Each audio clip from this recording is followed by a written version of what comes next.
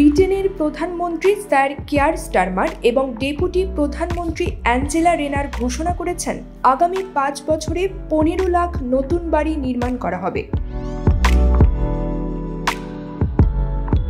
এই লক্ষ্য বাস্তবায়নে প্রায় ৫ লাখ নির্মাণ শ্রমিকের প্রয়োজন হবে বলে জানিয়েছেন অর্থনীতিবিদরা।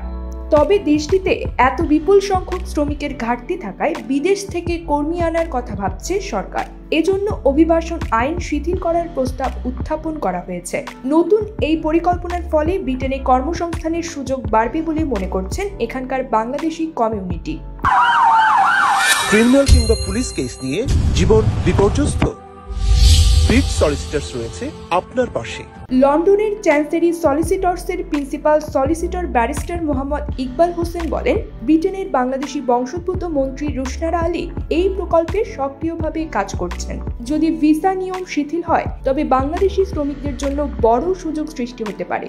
তিনি আরও বলেন, সঠিক ও দক্ষ শ্রমিকদের নিয়োগের ক্ষেত্রে সরকার যদি দালালদের দৌরাত্ম্য বন্ধ করে এবং একটি স্বচ্ছ প্রক্রিয়া নিশ্চিত করে তবে এটি উভয় দেশের জন্যই লাভজনক হবে। পাশাপাশি বাংলাদেশ সরকারের উচিত ব্রিটিশ সরকারের সঙ্গে আগাম সমন্বয় সাধন করা। ক্যাপিটাল ইকোনমিক্সের এক প্রতিবেদনে বলা হয়েছে, ব্রিটেনে পর্যাপ্ত নির্মাণ শ্রমিক নেই, যা এই প্রকল্প বাস্তবায়নে বড় চ্যালেঞ্জ। গবেষকদের মতে প্রশিক্ষণ স্কিম চালু করলেও স্বল্প মেয়াদে চাহিদা মেটানো কঠিন। ফলে নির্মাণ শ্রমিকদের জন্য ভিসা ব্যবস্থা সহজ করাই বাস্তবসম্মত বিকল্প। News desk, Brit TV.